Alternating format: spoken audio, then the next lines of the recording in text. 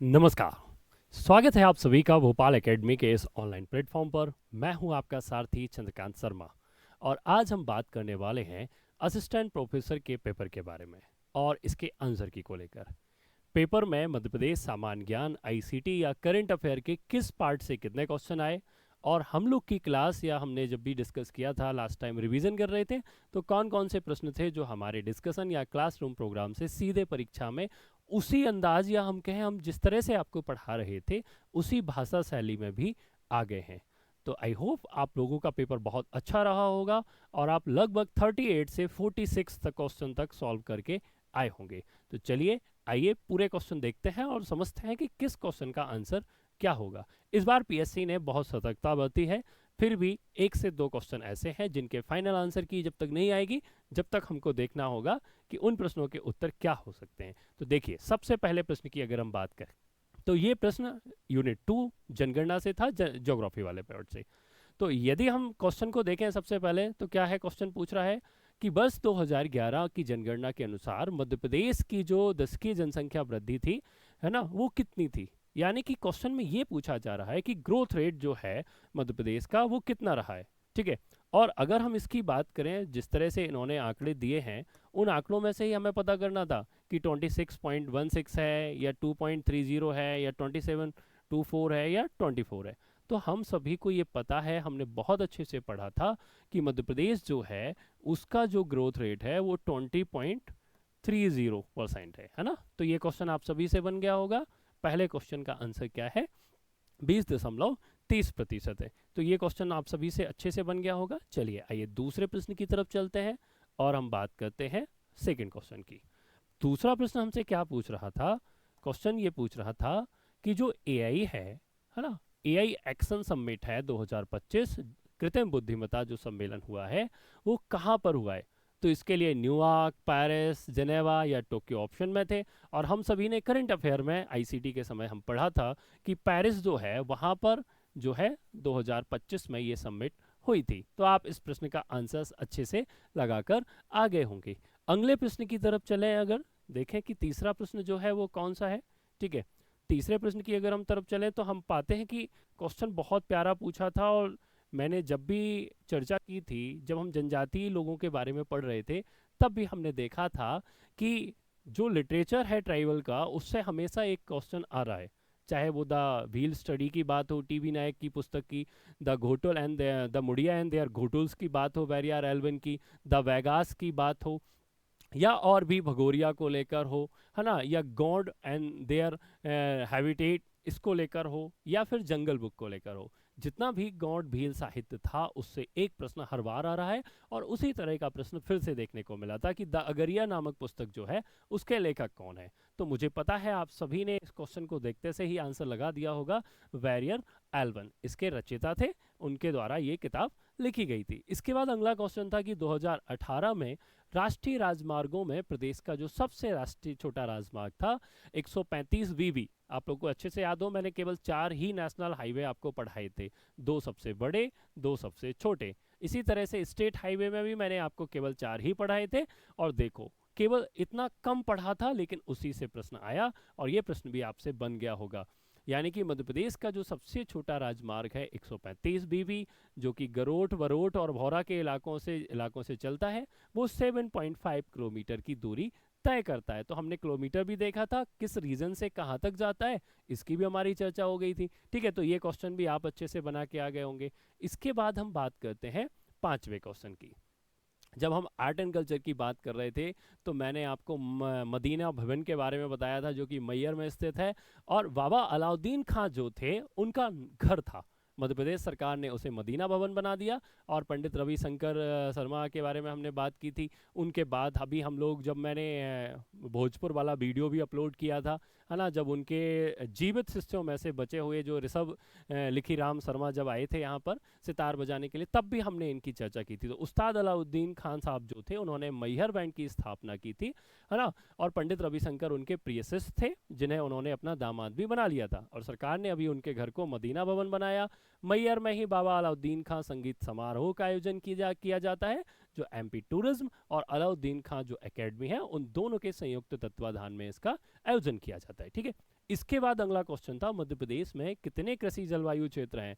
Agriculture climate zone हो, या मध्य प्रदेश के फसल जोन हो, या मध्य प्रदेश की मिट्टियों के बारे में हो। हमने अलग अलग आंकड़ों को बहुत अच्छे तरीके से पढ़ा था, तो आप सबने इसका आंसर लगा दिया होगा। इस क्वेश्चन का आंसर है 11। इस पे कोई सोचना नहीं था, कोई डाउट नहीं रखना था। हमने सारा 11 कृषि जलवायु क्षेत्र थे उनको बेहद अच्छे तरीके से पढ़ा था, जिले पढ़े थे, प्रमुख फसलें पढ़ी थी और उनकी विशेषताओं पे चर्चा। इसके बाद अगला क्वेश्चन है, मध्य प्रदेश में इनमें से किस पंचवर्षीय योजना काल में सर्वाधिक सिंचित क्षेत्र रहा? अब ये लॉजिकल क्वेश्चन था, हमने पंचवर्षीय योजनाओं में इस क्वेश्चन पर कोई डिस्कशन नहीं किया था। जब हम पंचवर्षीय योजनाएं भी देख रहे थे तो हमने नॉर्मल अध्ययन किया था, इस क्वेश्चन को लेकर हमने नहीं पढ़ाई की थी। बट ये क्वेश्चन लॉजिकल था। अगर आप दिमाग लगाते कि हम हर बार पंचवर्षीय योजनाओं में हमारा इरिगेशन जो लैंड है उसको हम बढ़ाते आ रहे हैं, सिंचाई की सुविधाओं को हम और बेहतर तरीके से बढ़ाते आ रहे हैं, वृद्धि करते आ रहे हैं, तो वहीं अगर देखें तो पहली पंचवर्षीय योजनाओं में तो उतना सिंचित इलाका हो ही नहीं सकता था। हम 2 लाख 4 लाख 5 लाख हेक्टेयर जो भूमि है उसको ही सिंचित कर पा रहे थे। लेकिन जैसे जैसे समय बीतता गया हम बढ़ते गए और 2030 तक आते आते हमने 65 लाख हेक्टेयर क्षेत्रफल को सिंचित क्षेत्र बनाने की घोषणा की है। तो इसका मतलब है कि पहली 8वीं 6वीं या 10वीं तो हम आराम से 10वीं पंचवर्षीय योजना इसका आंसर लगा सकते थे, क्योंकि जैसे जैसे पंचवर्षीय योजनाएं बढ़ती गई वैसे वैसे मध्य प्रदेश में सिंचित क्षेत्र बढ़ते गए। तो ये लॉजिकली क्वेश्चन था, हमने इसको नहीं पढ़ा था। ठीक है, इसके लिए सॉरी। निम्नलिखित में से कौन सा सही सुमेलित नहीं है? ये क्वेश्चन तो आपको आंखों में देखते से ही बन गया होगा। जैसे ही हमने मौर्य काल स्टार्ट किया था हमने देखा कि चंद्रगुप्त मौर्य ने अपने प्रांत को 4 भागों में विभाजित कर दिया। अपने बेटे बिंदुसार को जब उसने दिया तो बिंदुसार ने इन 4 प्रांतों में अपने 4 बेटों को अलग अलग कुमार या राज्यपाल के रूप में बनाकर भेज दिया था। एक उत्तरापद था जिसकी राजधानी तक्षशिला थी, एक दक्षिणापद था जिसकी राजधानी सुवर्णगिरी थी, अवंती रट जिसे अवंती कहते थे उसकी राजधानी उज्जैनी थी, कलिंग को अशोक ने मिलाकर उसे राज्य तोसली बना दिया था, और प्राच्य जो पाटलिपुत्र था वो उसकी राजधानी थी। तो यहाँ पर सही सुमेलित पूछा गया था, और ये तो मेरी स्लाइड में था, हम लोग जब डिस्कस कर रहे थे आपने बहुत अच्छे से देखा होगा। तो उदीच यानी कि सुवर्णगिरी, क्योंकि उदीच यानी कि उत्तरापद की बात हो रही है, और उत्तरापद की राजधानी थी तक्षशिला जहाँ के आचार्य थे विष्णुगुप्त। ठीक है, तो इस क्वेश्चन का आंसर होगा फर्स्ट, सुवर्णगिरी दक्षिणापद की राजधानी थी। इसके बाद अगले क्वेश्चन की तरफ चलें तो ये तो मैंने पढ़ाते समय आपको 10 बार बोला था, एमपीपीएससी का सबसे फेवरेट जोन है अमरकंटक थर्मल पावर प्रोजेक्ट। कभी वो ये पूछता है कि कोयला कहाँ से मिलता है, कभी वो ये पूछता है कि पानी कहाँ से मिलता है। इस बार उसने ये पूछा कि है कहाँ, पर्टिकुलर लोकेशन पूछ रहा था। तो हमने कहा था कि ये चचाई से ही कोयला लेकर आता है, चचाई वाली खदान से। तो आपको याद होगा, तो अमरकंटक ताप विद्युत केंद्र जो है वो कहाँ पर स्थित है? सारणी में तो भैया हमारा सतपुड़ा है जो मध्य प्रदेश और राजस्थान का जॉइंट एडवेंचर है। बीर सिंहपुर पाली में संजय गांधी है, ठीक है, और बरगी में बरगी डैम है जो कि हाइड्रो पावर प्रोजेक्ट है। यानी कि ऑप्शन बचता था चचाई जिला अनूपपुर, तो अनूपपुर आते से भी आपसे ये क्वेश्चन का आंसर बन गया होगा। फिर ये लाइन तो वैसी ही आई है जैसे हम लोग पढ़ा करते थे, जहांगीर के कहने पर यानी कि सलीम के कहने पर अकबर के सबसे खास आदमी अबुल फजल की हत्या किसने की थी? ओरछा के राजा राम सिंह के छोटे भाई वीर सिंह बुंदेला ने। और इसी के बदले में जहांगीर ने जब वीर सिंह बुंदेला को ओरछा का राजा बनाया तो जो राम शाह राजा थे उन्हें चंदेरी बानपुर की जागीर दे दी थी। इस कारण ओरछा रियासत 2 पार्ट में डिवाइड हो गई थी। तो ये तो मैंने बहुत अच्छे से पढ़ाया था। फिर जहांगीर ने कहा कि वीर सिंह हम आने वाले हैं, तो वीर सिंह ने कहा अभी मत आइए, हमारे पास आपको रहने के लिए घर नहीं है। तो फिर उन्होंने जहांगीर फोर्ट बनाया था ओरछा में।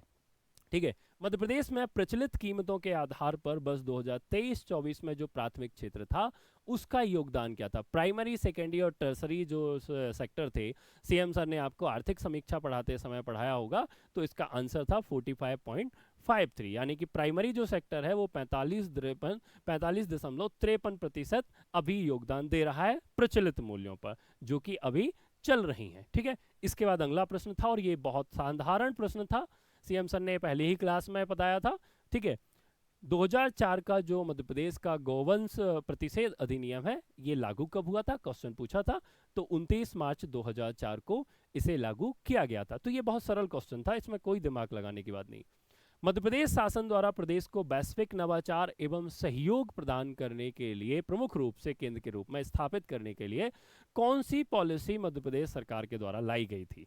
तो जब हम एसडीजी गोल की चर्चा करते हैं या हम जब आर्थिक समीक्षा को लेकर चर्चा कर रहे थे कि मध्य प्रदेश अभी कहाँ पर है, किस चीज पर है, डेवलप हो रहा है, डेवलपिंग कंट्री पर है, फ्रंट लाइन पर है, सेकंड लाइन पर है, क्या कर रहा है, तो तब हमने देखा कि मध्य प्रदेश ने नवाचार और सहयोग यानी कि जो बहुत सारे इनिशिएटिव और जो कोऑर्डिनेशन था उसके लिए सरकार लेकर आई थी वैश्विक क्षमता केंद्र नीति 2025। जनवरी फरवरी से इसे इम्प्लीमेंटेशन के लिए सरकार ने लागू कर दिया था और इतने ही जल्दी सरकार एग्जाम में भी पूछने लगी है। इसके बाद अगला क्वेश्चन था, ये तो वैसी ही लाइन आई थी है ना, कांग्रेस के 52वें सम्मेलन को लेकर, त्रिपुरी अधिवेशन को लेकर हमने फ्राइडे भी चर्चा की थी। संडे जब आपका एग्जाम है तो फ्राइडे जब हम रिवीजन कर रहे थे तब भी मैंने आपको त्रिपुरी अधिवेशन अच्छे से देखकर जाने के लिए बोला था और हमने चर्चा की थी कि महात्मा गांधी ने जवाहरलाल नेहरू को आगे करने के लिए और सुभाष को थोड़ा सा पीछे या डाउनवर्ड में ढकेलने के लिए कूटनीति के कारण पट्टाभी सीतारमैया को चुनाव लड़ा दिया था, लेकिन होने को वही मंजूर था। पट्टाभी सीतारमैया बुरी तरह से इस चुनाव में हार गए।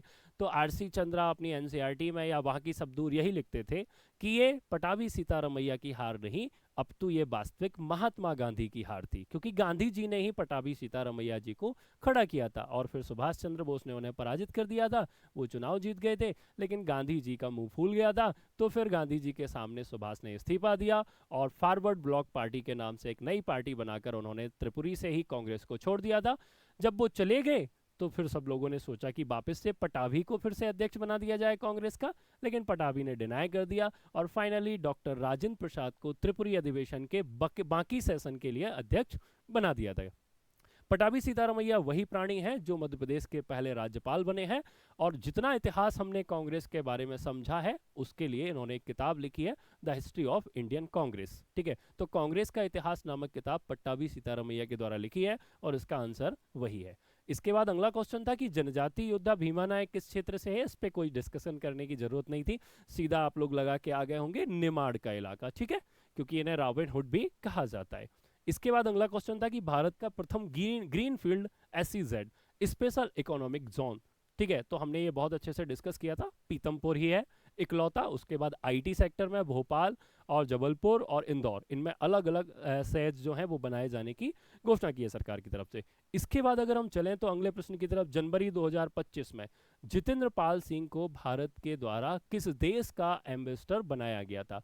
तो बहुत करंट अफेयर से आया था क्वेश्चन, शायद हम लोगों ने डिस्कशन नहीं किया है, ये हमसे हमारे ड्रॉन एरिया से कहीं बाहर चला गया था।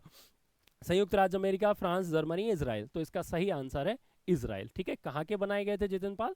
तो इजराइल का इनको क्या बनाया गया था? एम्बेसडर बनाया गया था। ठीक है, अगला प्रश्न देखते हैं, स्थानीय स्वशासन के संदर्भ में निम्न कथनों पर अवलोकन कीजिए। मैंने कहा था कि जब भी स्टेटमेंट वाले क्वेश्चन आते हैं तो सबसे पहले ये बात ध्यान रखनी है कि स्टेटमेंट को पढ़ना है और नीचे ऑप्शन में जाके उस स्टेटमेंट को देखना है कि वो सारे ऑप्शन में है या नहीं। जैसे फर्स्ट स्टेटमेंट अगर हम देखें तो 73 या 74वें कॉन्स्टिट्यूशन अमेंडमेंट के फलस्वरूप स्थानीय स्वशासन संस्थाओं को संवैधानिक दर्जा प्राप्त हुआ। तो बहुत बढ़िया, ये लाइन तो है, मतलब वन जो है वो सारे ऑप्शन में आना चाहिए। इसमें भी वन है, इसमें भी वन है, इसमें वन नहीं है, तो ये ऑप्शन तो पहले ही एलिमिनेट हो गया। ठीक है, एक सही है तो अभी एक तक तो हम सही हैं, लेकिन लिखा है 1 2 3 सही नहीं, तो ये तो है नहीं है, ये है नहीं और ये अकेला नहीं है। तो अगर आपको आता भी नहीं है तो भी आप लगा सकते हो कि इसका आंसर सी है, एक क्वेश्चन के ही आंसर से, स्टेटमेंट से। फिर था कि 73वां 74वां संविधान संशोधन राज्य चुनाव आयोग और राज्य वित्त आयोग का प्रावधान करता है। बिल्कुल सही बात है, सेंट्रल का जो इलेक्शन कमीशन है वो केंद्र में लोकसभा, राज्यसभा, राष्ट्रपति, प्रधानमंत्री के चुनाव कराता है, लेकिन राज्य में जो स्थानीय शासन पर महापौर, नगर पालिका अध्यक्ष, सरपंच, उप सरपंच, इनके चुनाव कराने के लिए जब 73वें और 74वें संविधान संशोधन किए गए तब ही पहली बार राज्य निर्वाचन आयोग की व्यवस्था की गई थी। तो आपको ये याद रखना है। तो ये लाइन भी सही हो गई। अब इसके साथ तीसरी लाइन तो ऑटोमेटिकली सही हो जाती है, क्योंकि ये ऑप्शन तो हो नहीं सकता, क्योंकि फर्स्ट भी राइट है, सेकंड भी राइट है, तो थर्ड तो ऑटोमेटिकली राइट हो गया। तो इसका सही आंसर है थर्ड, क्योंकि राज्य वित्त आयोग वित्तीय आय में स्थानीय शासन संस्थाएं जो होती हैं उनको अपना एक निश्चित हिस्सा देता है और ये बात सही है। ठीक है, तो ये तीनों ही ऑप्शन यहाँ पर क्या थे? सही थे। इसके बाद अगला क्वेश्चन था पिथौरा, इसके बारे में क्या डिस्कशन करें? भूरी बाई और बाकी सारी चीजें दिखाई गई थी आपको, इसका सीधा आंसर है भील। गणगौर पर्व, देखो मैं पढ़ा रहा था तभी मैंने कहा था एमपीपीएससी तुम्हारे दिमाग से खेलेगा जरूर, और खेला उसने। देखो गणगौर पर्व जो है वो कहाँ मनाया जाता है, क्या लिख दिया उन्होंने, सेंट्रल इंडिया, मध्य भारत, फिर क्या लिखा, बघेलखंड, फिर लिखा विंध्य प्रदेश, फिर लिखा निमाड़ और मालवा। हमने देखा था कि लास्ट में जब एमपीपीएससी फॉरेस्ट या एमपीपीएससी सिविल के अन्य एग्जामों में जैसे डीएसपी रेडियो या बाकी एग्जाम में ये क्वेश्चन आ चुका था, और एमपीपीएससी ने इसका आंसर माना है क्या है, निमाड़, मालवा और बुंदेलखंड। अब बुंदेलखंड ना लिख के उसने एक तो विंध्य प्रदेश लिखा तो मैं कंफ्यूज करने के लिए, और उसके ऊपर जस्ट लिख दिया बघेलखंड। तो बुंदेलखंड ना लिख के बघेलखंड और विंध्य प्रदेश लिखा, ऊपर मध्य भारत। तो इसका सही आंसर है ऑप्शन नंबर डी, ठीक है, निमाड़ मालवा। और तीसरी जगह कहाँ होता है, बुंदेलखंड में। वैसे ये मध्य प्रदेश में सभी जगह पर होता है, तो इसका आंसर डी है, और पीएससी भी डी ही देगा। फोटोवोल्टिक सौर ऊर्जा का Rewa ultra solar mega project कहाँ पर है, तो भाई साहब कितनी अच्छी बात, 750 मेगावाट मध्य प्रदेश, और दिल्ली मेट्रो को बिजली देता है ये। और हमने देखा था कि कहाँ पर है ये, गुण, एशिया की सिंगल लार्जेस्ट यूनिट है ये, एक ही स्थान पर सबसे बड़ी सोलर यूनिट लगी है गुण पर। इसीलिए ऑक्सफोर्ड यूनिवर्सिटी ने, है ना, इसे अपनी केस स्टडी का पार्ट बनाया है कि कैसे एक सिंगल लार्ज इलाके पर एक फोटोवोल्टिक हम सोलर पैनल लगा सकते हैं और वहां से इलेक्ट्रिसिटी जनरेट कर सकते हैं, ठीक है। तो गुड़, परधौनी, ये तो मैंने आपको दिखाया भी था, वेगा ट्राइब्स करती है, और सेकेंडरी कोरकू करती है। तो कोरकू ऑप्शन में है नहीं है, तो वेगा जनजाति इसका राइट आंसर रहेगा, ठीक है। तो ये क्वेश्चन बहुत आसान था। ये क्वेश्चन उससे भी आसान था, शंकर साय रघुनाथ साय किस जनजाति योद्धा के रूप में देखे जाते हैं, किस ट्राइब से आते हैं, तो ये गौड़ थे, जबलपुर और मंडला के इलाकों से आते थे। अनुसूचित जनजाति के विद्यार्थियों के लिए विद्यार्थी कल्याण योजना का संबंध किससे है, बहुत अच्छा क्वेश्चन था ये, ठीक है। ऐसे दो क्वेश्चन थे ट्राइबल योजनाओं को लेकर। तो इसमें इन्होंने शिक्षा प्रोत्साहन, देखो यहाँ विद्यार्थी कल्याण लिखा है तो कंफ्यूजन भी हो सकता है कि शिक्षा प्रोत्साहन है, विदेश जाने हैं, या विशेष रोग से पीड़ित होने पर रोग निवारण हेतु है। तो ये क्या करते हैं, ये साइकिल बांटते हैं, अगर आपको कोई बड़ी बीमारी है तो उससे लड़ने के लिए आपको एक मुफ्त राशि दी जाती है। तो इसका आंसर होगा सी, ठीक है। किसके लिए, विद्यार्थियों के लिए, ऐसा नहीं कि ट्राइबल्स में जो भी आ रहे हैं उन सब के लिए। जो स्टूडेंट होते हैं अगर उनको कोई विशेष रोग है, वो चल नहीं पा रहे हैं, उनको बाईस्किल या जो ट्राई स्किल होती हैं वो बांटते हैं, ठीक है। और भी जो इक्विपमेंट होते हैं उनकी पूर्ति करने के लिए योजना लाई गई थी। मध्य प्रदेश में किस जनजाति में लंगोटी नृत्य प्रचलित होता है, ये क्वेश्चन मेरे हिसाब से डाउटफुल जा रहा है, क्योंकि लंगोटी यानी कि लहंगी, और लहंगी नृत्य जो करती है वो करती है सहरिया ट्राइब। हमने पढ़ा था ना, लहंगी नृत्य करते हैं, कब करते हैं, जब श्रावण का महीना आता है तो वो लोग गेड़ी बनाते हैं, और गेड़ी पे कीचड़ हो जाने के कारण अपनी लुंगी को, लहंगी को ऊपर निकाल के बांधते हैं, क्योंकि राजस्थान के साथ भी उनका जुड़ाव है। तो लहंगी नृत्य को ही यहाँ पर हम लुंगी नृत्य के लुंग पे लंगोटी नृत्य के रूप में जानते हैं। वैसे इसको भील, बैगा या बहारिया कोरकू दिया है ऑप्शन। तो एमपीपीएससी के द्वारा जो आंसर दिया जाएगा उसके बाद हम लोग इस पर एक्स लेंगे। मेरे अकॉर्डिंग ये क्वेश्चन डिलीट होना चाहिए, क्योंकि इसका आंसर सहरिया है। स्वर्ण जयंती स्वरोजगार योजना कब प्रारंभ हुई थी, तो भाई साहब 1 अप्रैल 1999। 5 योजनाओं को मर्ज कर दिया गया था, रूरल की और इंटीग्रेटेड चाइल्ड डेवलपमेंट वाली। तो इसका सीधा आंसर है 1 अप्रैल 1999, ठीक है। धीरे धीरे इस योजनाओं को भी बंद करके और काफी सारी योजनाएं शुरू कर दी। 2011 की जनगणना के अनुसार मध्य प्रदेश की अनुसूचित जनजाति का प्रतिशत पूछा था। तो जब हम ट्राइब शुरू करते हैं सबसे पहला चैप्टर ही हम ये पढ़ते हैं कि भैया जनसंख्या क्या है, तो 21.1%, ठीक है। ये देखो आंकड़ा वही आया जो अपन लोग डिस्कस कर रहे थे। मध्य प्रदेश में प्रकाशित मराठी का प्रथम अखबार का क्या नाम था, ठीक है। प्रकाश जो है पूछा क्या जा रहा है, मराठी पत्र, ठीक है। पूर्ण चंद्रोदय इसका आंसर है। इंदौर से 1867 से ये प्रकाशित होता था, ठीक है। पूर्ण चंद्रोदय, ठीक है। प्रकाश बघेलखंड में होता था गुलाब सिंह के समय। गुलाब सिंह ने जब दलितों को, हरिजनों को मंदिरों में, विद्यालयों में प्रवेश देने की बात की, और वेंकटरमन के द्वारा जब दरबार प्रेस बनाया गया था तो शुभचिंतक वेंकटरमन ने निकाला था, और प्रकाश जो था वो गुलाब सिंह ने। मध्य प्रदेश संदेश मध्य प्रदेश सरकार की ही मुख्य पत्र पत्रिका है, जो हर महीने सरकार की तरफ से आती है। और मालवा अखबार बाद में जाकर हिंदी और उर्दू दोनों भाषाओं में प्रकाशित होता था। बाद में इसे भी मराठी में लाया गया, लेकिन ये बहुत बात की बात है, मतलब ये 1849 से लेकर 1888 के बीच की बात है, ठीक है। तो सबसे पहला पूर्ण चंद्रोदय था मराठी का पेपर। इसके बाद है 1920-21 में सागर का रतौना सत्याग्रह। जब हम लोग असहयोग आंदोलन और उसके आगे पीछे चर्चा कर रहे थे तो हमने देखा था कि कैसे जो हमारे माखनलाल चतुर्वेदी थे वो एकदम से बड़े क्रांतिकारी नेता बन गए, क्योंकि सागर के पास जो रतौना नाम की, राहतगढ़ से रतौना आते हैं तब इलाका पड़ता है, तो वहां पर कसाई घर खोला जा रहा था। है ना, बूचड़ खाना बनाया जा रहा था, जानवरों को काटा मारा जा रहा था। तो माखनलाल चतुर्वेदी ने लीड किया और उस आंदोलन का नेतृत्व किया, और वहीं से वो एक प्रखर नेता के रूप में जाने गए। तो ये किसके लिए था? कसाईघर की स्थापना को लेकर। ठीक है, शांति और न्याय के लिए संस्थान किस सतत विकास का लक्ष्य है? ठीक है, तो 16 इसका सीधा आंसर है। 16वें नंबर पर ही सतत विकास लक्ष्य में रखा गया है शांति और न्याय के लिए संसाधन। 17वां वाला क्या था? सारे जितने भी एसडीजी गोल हैं उनका समाहित प्रकाश करना, मतलब जन भागीदारी, है ना, भागीदारी, पार्टिसिपेशन को लेकर है। इसके बाद अगले क्वेश्चन की तरफ चलें तो क्या पूछ रहा है? असेंबलर जो कि एक अनुवादक है, किसी प्रोग्राम को मशीन भाषा में परिवर्तित करता है। असेंबलर को दिया गया इनपुट प्रोग्राम क्या कहलाता है? Source code. क्या कहलाता है भाई? Source code. ठीक है, तो आईसीटी में सीएम सर ने आपको डिस्कस किया होगा सोर्स कोड। 21 जनवरी 2025 को अपनी स्थापना का 53वां दिवस मनाने की घोषणा किसने की थी? तो भाई साहब आपको पता है मध्य प्रदेश मनाता है 1 नवंबर 1956 को अपना स्थापना दिवस। राजस्थान मनाता है मार्च में। ठीक है, गुजरात और अलग बात है। अब त्रिपुरा, मेघालय, मणिपुर तीनों इन्होंने एक लाइन से दे रखे थे, है ना। 21 जनवरी 1972 को, ठीक है, 21 जनवरी 1972 को मणिपुर, मेघालय और त्रिपुरा जो थे इनको गठन किया गया था, इनका निर्माण किया गया था।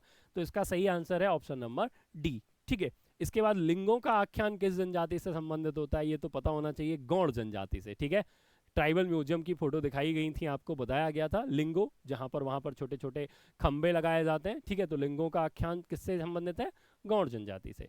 इसके बाद अगर हम बात करें मध्य प्रदेश की राज्य महिला आयोग की पूर्व अध्यक्ष, ये क्वेश्चन तीसरी बार रिपीट हो रहा है और सेम पैटर्न पे रिपीट हो रहा है। ऑप्शन भी चेंज नहीं है, कुछ भी चेंज नहीं है, अगली बार भी फिर आने की है ना। तो ये लता वानखेड़े को लेकर पूछ रहे थे कि वर्तमान में कहाँ है, तो सागर से वो अभी सांसद बन गई हैं। ठीक है, जो उन्होंने वहाँ के जो गुड्डू राजा भैया थे बुंदेला, उनको पराजित किया था और लोकसभा सीट जीत कर आ गई थी। तो सागर और लोकसभा सदस्य। ठीक है, इसके बाद अगला क्वेश्चन था अनुसूचित जनजाति वर्ग की बालिकाओं को लेकर। दो क्वेश्चन हो गए, एक विद्यार्थी कल्याण योजना और एक जनजाति में एक और योजना पूछी गई है जनजाति वर्ग की बालिकाओं के लिए। तो 6ठी से 12वीं तक आवास सुविधा, इसका आंसर है कन्या शिक्षा परिसर। एक कन्या शिक्षा परिसर में 490 सीट होती हैं और वो जनजाति वर्ग की लड़कियों के लिए होती हैं। उनके रहने खाने पीने की सारी सुविधाएं होती हैं, साथ में जो स्कूल होते हैं वहां पर उनकी पढ़ाई होती है।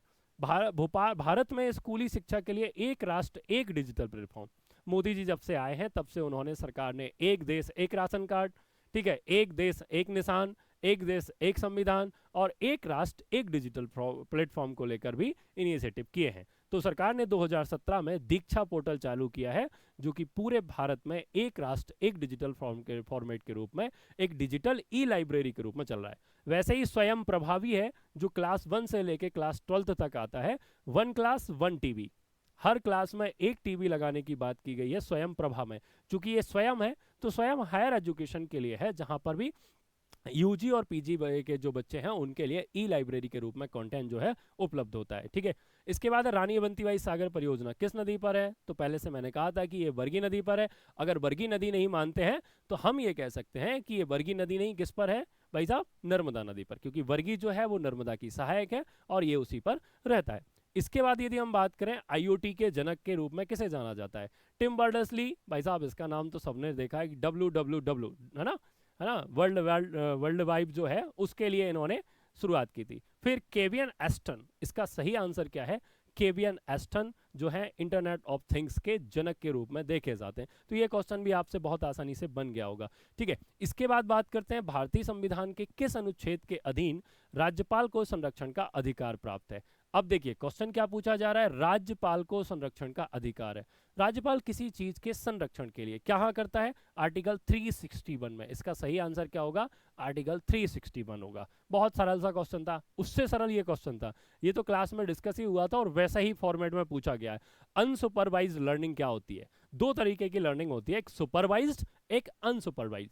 जब हम सुपरवाइज्ड लर्निंग की बात करते हैं तो उसमें डेटा को लेबल किया होता है, ठीक है, आउटपुट आता है। लेकिन यदि हम बात करें तो अनसुपरवाइज में क्या होता है? आउटपुट अज्ञात होता है, पहले से पता नहीं होता कि आउटपुट क्या आने वाला है, और डेटा को भी बिना लेबल किया हुआ होता है। तो इसका आंसर क्या था? सी। ये लाइन तो वैसे ही छप गई है जैसी कि क्लास में डिस्कस हुई थी।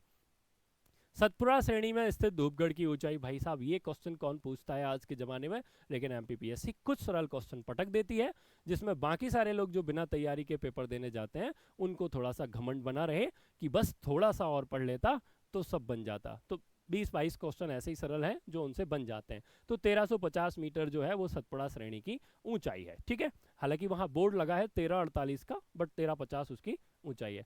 जनजातीय सलाहकार परिषद की स्थापना संविधान के किस अनुच्छेद के द्वारा होती है? तो आर्टिकल 244 का 1, ठीक है। यहाँ पर 244 अकेला लिखा है। इसी में जनजातीय सलाहकार परिषद, जो कि हम 5वीं और 6ठी अनुसूची की बात करते हैं, तो उनमें हमको देखने को मिलती है। तो इसका आंसर होगा 244, ठीक है। चलिए इसके बाद अगले क्वेश्चन की तरफ चलते हैं। तो ये क्वेश्चन और बहुत प्यारा था। जब मैं आप लोगों को पढ़ा रहा था तो आप लोग कह रहे थे कि सर इसको मत पढ़ाओ, आगे बढ़ो। आगे बढ़ने में यह है कि छोटी छोटी बातें मगर मोटी बातें, शक्तिमान वाली। देखो छोटा सा प्रश्न आ गया, ईस्ट से वेस्ट पूछ रहा है, पूर्व से पश्चिम की जो लंबाई है वो कितने किलोमीटर की है, ठीक है। तो इसका सीधा आंसर होता 870, ठीक है। अगला क्वेश्चन क्या था भाई? अगला क्वेश्चन और प्यारा था, भूजल वार्षिक पुस्तिका। देखो सर एमपीपीएससी ने आपको फंसाने के लिए क्या ऑप्शन दिए हैं, ठीक है। पूछ क्या रहा है, भूजल वार्षिक पुस्तिका मध्य प्रदेश 2021-22 जो थी वो किसके द्वारा प्रकाशित की गई थी? और ऑप्शन में क्या पड़ा, ऑप्शन में क्या डाला हुआ है? केंद्रीय भूजल बोर्ड, भारत सरकार। उसके बाद राज्य भूजल बोर्ड, और तीसरे नंबर पर तो लिख ही दिया उन्होंने मध्य प्रदेश जल संसाधन विभाग। अब आपको फंसाने की कोशिश की गई, लेकिन भूजल वार्षिक पुस्तिका जो थी मध्य प्रदेश के लिए ही, लेकिन उसको जारी किया था केंद्रीय भूजल बोर्ड भारत सरकार के द्वारा। और मध्य प्रदेश में जितनी भी नदियां, बावड़ी नदियां जो भी कुछ थी, उन सब के ड्रेनेज को लेकर, उनके जो ग्राउंड लेवल वाटर था, उन सब के लेकर अच्छी खासी इसमें जानकारी, इंफॉर्मेशन जो थी वो दिखलाई गई थी। इसके बाद अगर हम बात करें, मध्य प्रदेश सरकार द्वारा जनजातीय लोक कल्याण पारंपरिक कलाओं के क्षेत्र में महिलाओं को दिया जाने वाला पुरस्कार कौन सा था? तो भाई साहब क्वेश्चन बहुत सही है ना। क्या पूछ रहा है यहाँ पर? महिलाओं को, क्योंकि इसमें जो ऑप्शन पड़े हैं ना, यदि हम बात करें राष्ट्रीय देवी अहिल्याबाई पुरस्कार की या हम बात करें राष्ट्रीय तुलसी पुरस्कार की, तो दोनों पुरस्कार जो है ना, चाहे राष्ट्रीय देवी अहिल्या हो या तुलसी हो, दोनों सेम कैटेगरी के लोगों को दिए जाते हैं, यानी कि लोक कलाएं एवं पारंपरिक कलाओं के क्षेत्र में दिए जाते हैं। लेकिन जब हम ये बात करें कि ये किस कला के लिए दिए जाते हैं, तो देखो राष्ट्रीय देवी अहिल्याबाई जो है वो महिलाओं को दिया जाता है। किसे दिया जाता है? महिलाओं को। वहीं राष्ट्रीय तुलसी पुरस्कार जो है वो सेम कैटेगरी में पुरुषों को, यानी कि मेल को दिया जाता है, ठीक है। 2020 का देवी अहिल्याबाई जो पुरस्कार था वो मालिनी अवस्थी को जनजातीय लोक कला या परंपराओं के लिए दिया गया था, ठीक है। तो ये आपको याद रखना था और आप सही करके आए होंगे क्योंकि हमने डिस्कस भी किया था। इसके बाद अगला क्वेश्चन था, चंदेलों की कुल देवी का क्या नाम है? चंदेल जब हम शुरू करते हैं तभी हम देखते हैं कि हेमावती और चंद्रमा की शादी के बाद जब चंदेल पैदा हुए, तो चूंकि ये चंदेल जिस इलाके में थे वो विंध्यवासिनी देवी का, यानी कि शारदा माता का स्थान था, और शारदा माता की ही मानिया रूप में ये लोग पूजते हैं। वैसे चंदेलों का जो कुलदेवी का मंदिर है उसे बघेलखंड में बृहदेश्वरी देवी के नाम से भी जाना जाता है। तो इसका सीधा आंसर क्या होगा? मनिया देवी होगा, ठीक है। तो 46 क्वेश्चन का आंसर था मनिया। भील जनजाति में गल देवता भगोरिया, गल यानी कि मचान, तो मचान बनाते हैं और उसके चारों तरफ होली के समय पर भगोरिया, गोल गधेड़ों के समय विशेषकर, है ना, गल का महत्व होता है। गल मचान देवता के रूप में, है ना, एक वेब सीरीज आई थी उसमें भी मचान देवता, मचान बाबा के बारे में सुना होगा।